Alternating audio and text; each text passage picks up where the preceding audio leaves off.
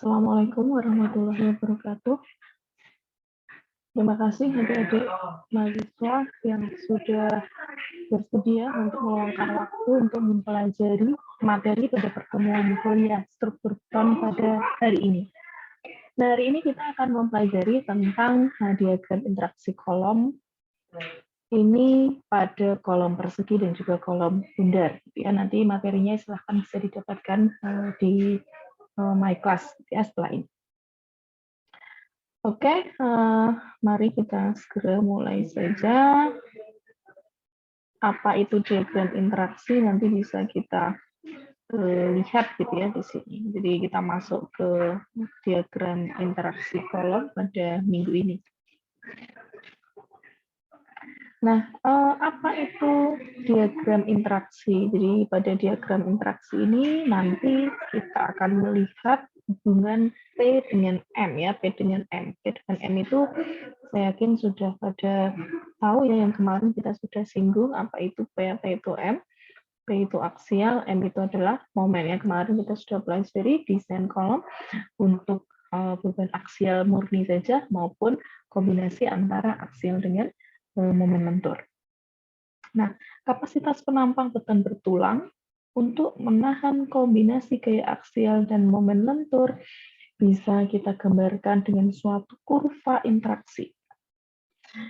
Kurva interaksi antara kedua gaya itu yang kita sebut diagram interaksi PM kolom. Nah, setiap titik pada kurva menunjukkan kombinasi kekuatan gaya nominal PN atau faktor reduksi dikalikan PN dan juga momen nominal MN atau faktor reduksi V dikalikan MN yang sesuai dengan lokasi sumbu netral. Nah, diagram interaksi ini dapat dibagi menjadi dua daerah yang ditentukan oleh jenis keruntuhan. Ya, kemarin kita sudah belajar jenis keruntuhan itu ada tarik, ada tekan, dan juga ada seimbang atau balance. Nah, jadi kalau di dalam diagram ini nanti akan muncul ketiga jenis keruntuhan itu, di mana hanya ada dua daerah, yaitu daerah keruntuhan tarik dan juga keruntuhan tekan. Nah, batas di antara kedua daerah itu yang disebut sebagai titik seimbang atau titik balance ya, titik balance.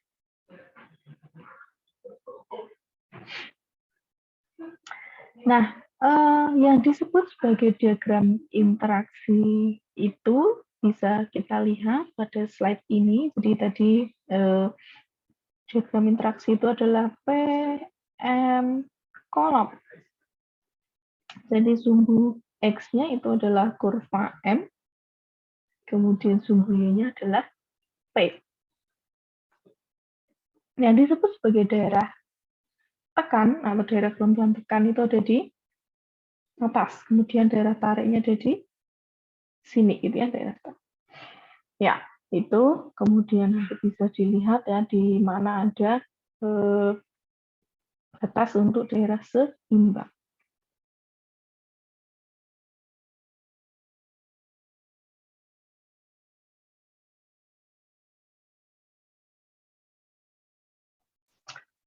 Oke, kemudian untuk setiap eksentrisitas ada diagram unik sebagai bagian PN dan juga MN dengan plot setiap nilai yang berbeda eksentrisitas akan menghasilkan sebuah diagram interaksi yang nanti akan kita lihat lagi.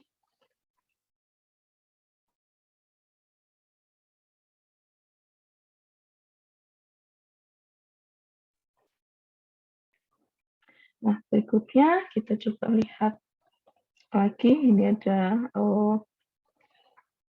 sebuah contoh gitu, sebuah contoh diagram interaksi dan apa yang terjadi pada setiap titiknya. Jadi tadi sudah tahu kalau sumbu X itu adalah M, sumbu Y-nya adalah P. Nah, setiap titik ini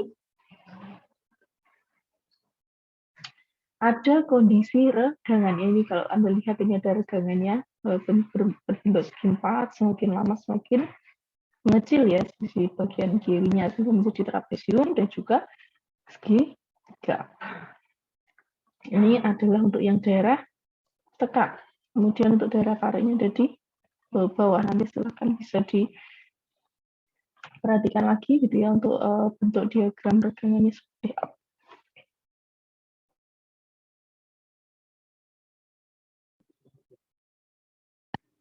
Oke, berikutnya kita langsung melihat bagaimana aplikasinya suatu diagram interaksi penampang kolom. Nah, di sini kita masuk di contoh soal, ada sebuah penampang kolom.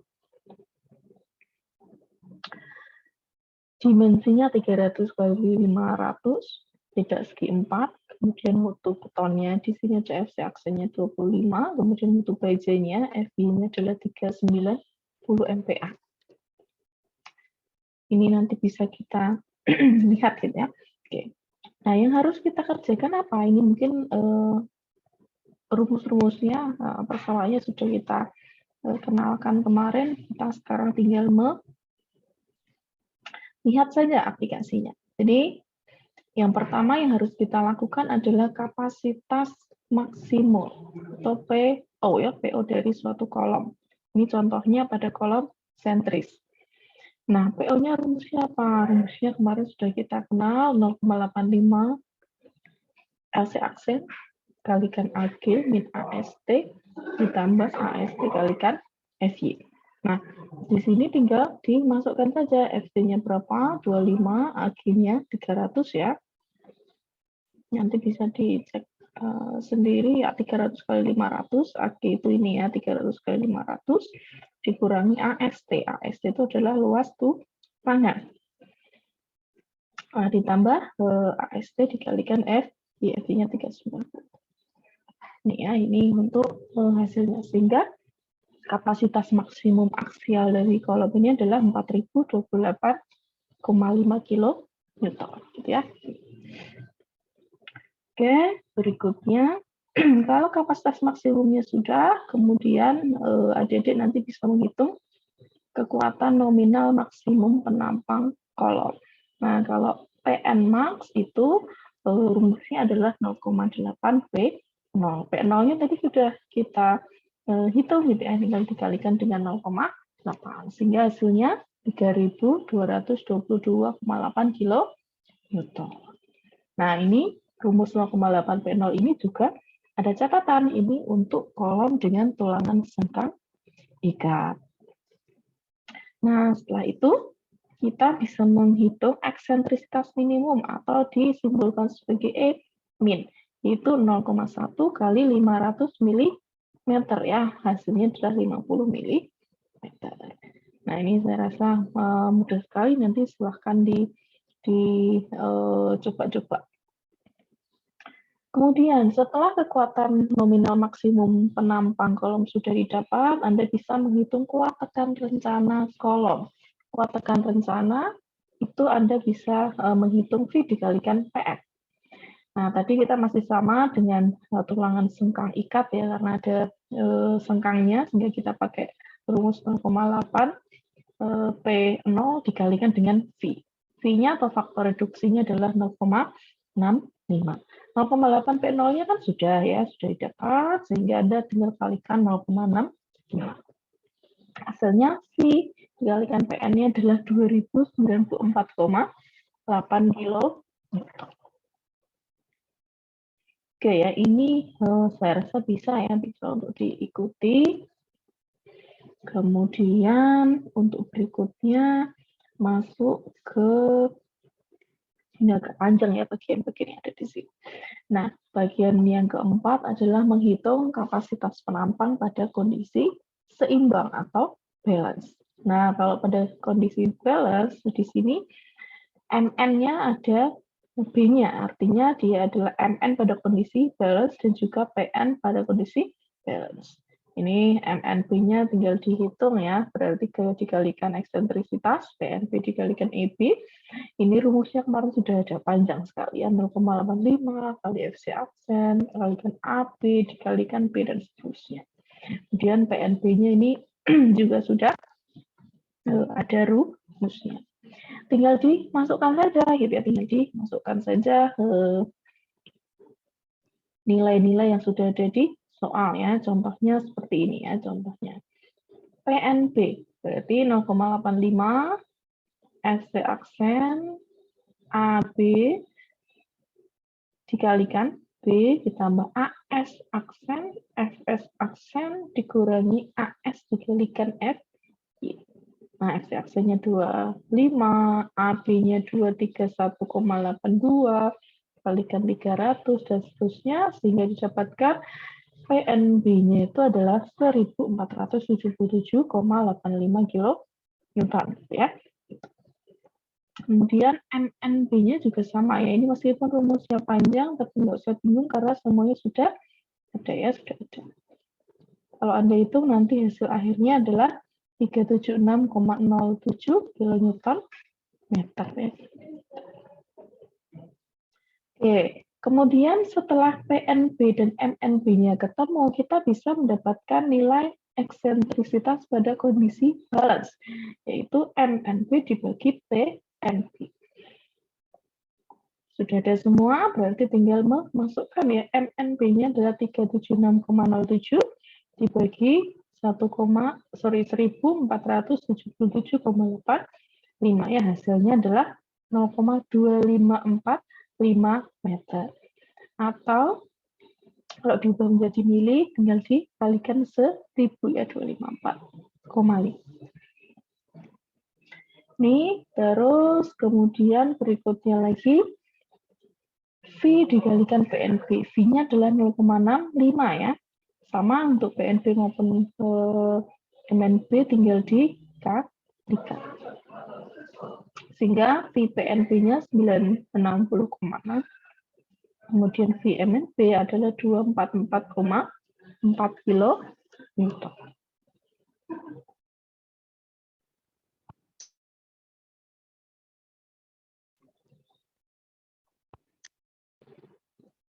Oke, berikutnya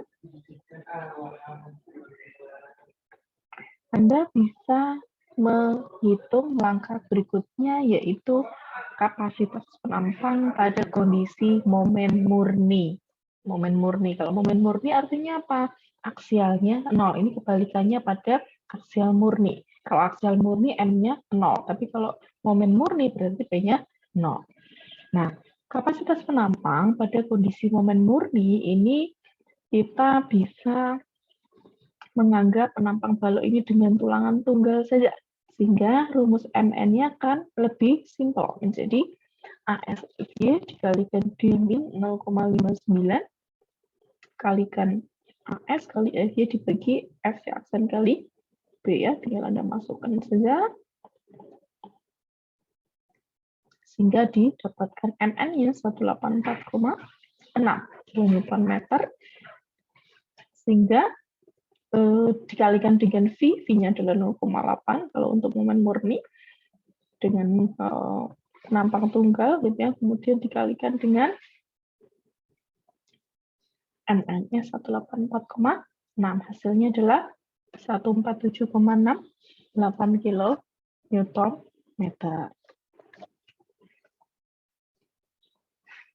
Oke, jadi langkah-langkahnya semuanya sudah ada, jadi tinggal mengikuti saja.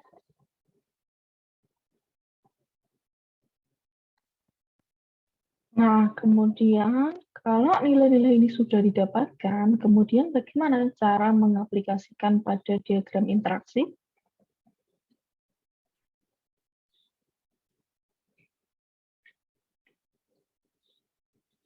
Nah, ini ya, jadi tadi nilai-nilainya PM0, PM, MN, kemudian VPN, VMN, PNB, MNB, dan juga MN serta VMNB ini kita kumpulkan.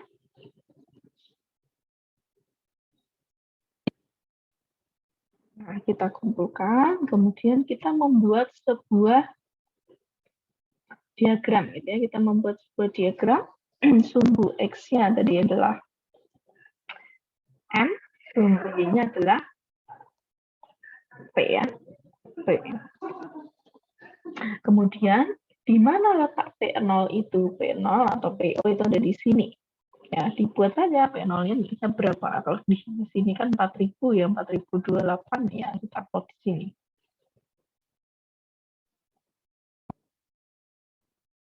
Ya, kemudian MNPN-nya di sini, MNP, PNP di sini, kemudian ada MN yang terakhir tadi ya, kemudian VMN. Itu kemudian VPN, kemudian VMN dan juga VPN di situ, itu Anda bisa plotkan semua. Sehingga kalau diplot gitu ya dari angka-angka yang sudah didapatkan ini akan terbentuk ini ya suatu grafik seperti ini ya yang biru dan juga yang merah ya. Nanti diperhatikan ya biru sama yang merah itu angkanya dari mana saja nanti Anda bisa mendapatkan. Yang biru itu adalah MN, PN. Kalau yang merah itu adalah ini F itu V ya maksudnya ya. VMN dengan VPN. Ya, karena ada faktor reduksi, seperti yang kita jelaskan kemarin, faktor reduksi itu gunanya adalah untuk memperkecil. Dia akan muncul sebagai grafik yang lebih kecil. Nah, jadi kira-kira seperti itu proses penggambaran diagram interaksi. Kalau misalnya ada yang bingung nanti bisa ditanyakan atau nanti bisa diulang-ulang lagi gitu ya materi ini gitu ya sampai Anda bisa mengerti.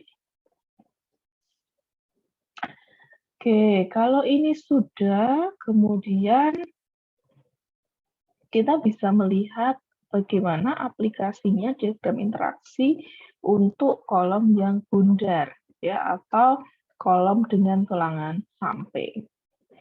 Nah, ini pada prinsipnya nanti sama gitu ya, pada prinsipnya sama sebagaimana pada kolom segi 4, maka penggunaan kolom bundar ini nanti juga sama, keseimbangan momen dan gaya yang digunakan untuk mencari gaya tahanan nominal PN untuk suatu eksentrisitas yang diberikan. Persamaan keseimbangan tersebut serupa dengan persamaan PN dan MN sama dengan PN dikalikan eksentrisitas dengan perbedaannya hanya pada bentuk luasan yang tertekan yang merupakan elemen lingkaran dan tulangan-tulangan tidak dikelompokkan ke dalam kelompok tekan dan tarik sejajar. Nah, dengan demikian gaya dan tegangan pada masing-masing tulangan harus ditinjau sendiri-sendiri. Luas dan titik berat segmen lingkaran dihitung dengan menggunakan persamaan matematisnya. Ya, tapi kita juga bisa ya menggunakan diagram dari persamaan Whitney yang kemarin diagram hargangannya sudah kita pelajari, nanti coba kita lihat. Oke, jadi kita masuk coba di metode empiris untuk analisis kolom bundar. Nah, kita bisa menyederhanakan secara ekivalen gitu ya, kolom segi 4 ekivalen itu bisa kita manfaatkan untuk menganalisis kolom bundar. Jadi misalnya ini adalah penampang aslinya, kemudian untuk ekivalennya ya seperti ini ya. Yang ekivalen menjadi segi 4, kemudian diagram regangan sama tegangannya ya sama seperti sebelumnya. Jadi sekali lagi prosesnya untuk diagram atau ekivalensi dari kolom bundar menuju kolom persegi ya caranya seperti ini ya. Yang awalnya bulat yang kita ekivalenkan menjadi segi 4. Oke, berikutnya. Nah, agar keruntuhan berupa keruntuhan tekan seperti yang kita harapkan gitu ya dari perancangan suatu kolom, penampang segi 4 ekivalen harus memiliki beberapa kondisi. Yang pertama, tebal dalam arah lentur sebesar 0,8, tingginya 0,8 H. Nah, kalau di kolom bulat, H itu apa? H itu adalah diameter luar lingkaran kolom bundar ya, diameter luar. Kalau ada suatu lingkaran kolom, kemudian ada sengkang, nah diameter itu yang luar ini ya. Kemudian lebar kolom segi 4 ekuivalen diperoleh sama dengan luas bruto kolom bundar dibagi 0,8 H. Sehingga B sama dengan AG, A bruto, A gross dibagi dengan 0,8 H. Kemudian luas tulangan total AST ekuivalen didistribusikan pada dua lapis tulangan yang sejajar, masing-masing AST per 2 dengan jarak antara lapisan 2 ds per 3 dalam arah lentur, di mana ds adalah diameter lingkaran tulangan terjauh as ke as. Nanti kita coba lihat. Oke, itu kriteria-kriteria nanti bisa diingat-ingat lagi. Kemudian apabila dimensi kolom segi 4 ekuivalen telah diperoleh, maka analisis dan desain dapat dilakukan seperti kolom segi 4 yang biasa. Itu ya, jadi itu untuk mewujudkan bahwa keruntuhan yang terjadi nanti akan menjadi keruntuhan tekan. Oke, kemudian ini ada persamaan untuk keruntuhan tarik dan tekan. Ini kemarin kalau yang kolom segi 4 sudah, tapi untuk kolom bundarnya jadi seperti ini ya, jadi lebih panjang. PN-nya 0,85 cm dikalikan H kuadrat, dikalikan akar 0,85 eksentrisitas dibagi H dikurangi 0,38 dan seterusnya. Kemudian untuk keruntuhan tekan, nah ini yang kita harapkan, ini PN-nya lebih rumit juga ya, lebih rumit. AST dikalikan FY dibagi 3E per GS plus 1,0 dan seterusnya. Ada keterangannya, H itu apa, diameter penampang kolom bundar, DS itu apa, E itu apa, rho G, rho itu biasanya adalah rasio tulangan, tapi luas tulangan dibagi dengan luas penampang ya, penampang bruto. Kemudian M itu adalah XY dibagi 0,85 FC.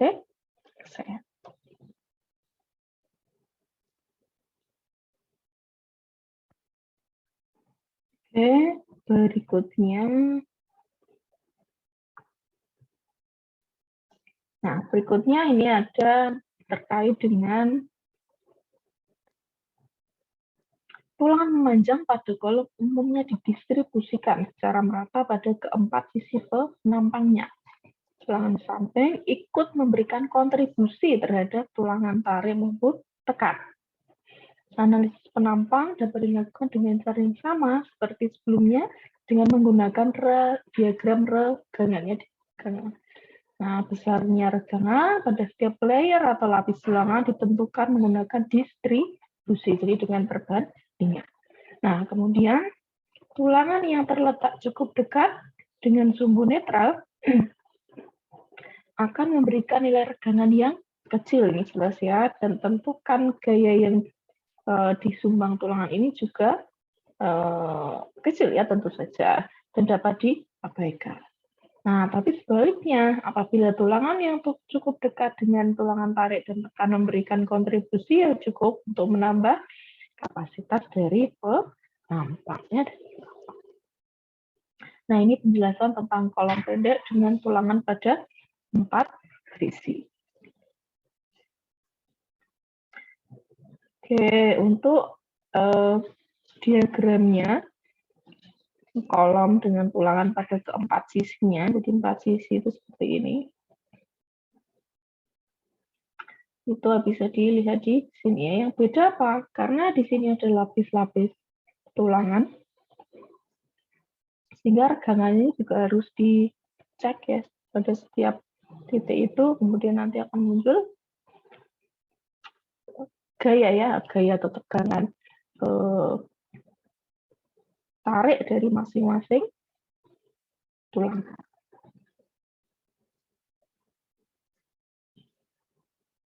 Oke, berikutnya.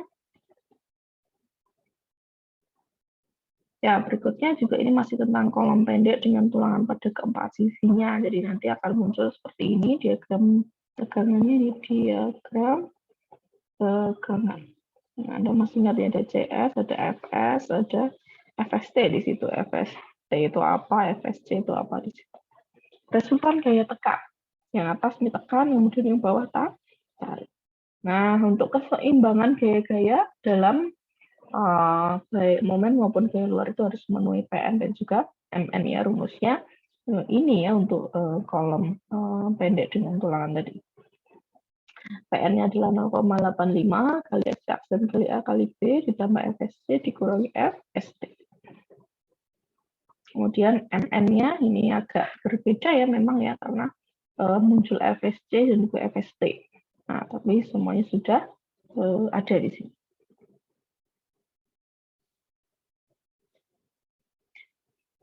Oke, ini kemudian berikutnya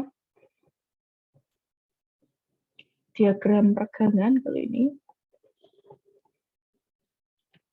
Anda bisa lihat seluruh regangannya, ada setiap lapis tulangan itu dihitung gitu ya, dihitung setiap lapis, setiap layer.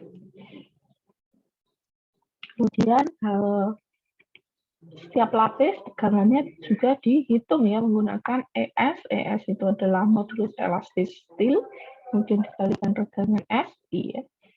Itu rumus lengkapnya ES dikalikan epsilon CU, kemudian dikalikan SI per C, atau 600 kali C minus I dibagi C. Nah, dengan catatan ini, SI-nya, FSI-nya itu harus kurang dari sama dengan FY.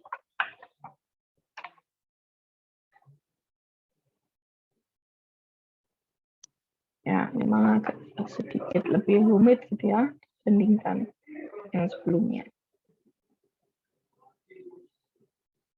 Oke, mungkin nanti biar lebih jelas kita berikan contoh soal. Di sini ada soal dengan kolom yang ada tulangannya di keempat sisinya.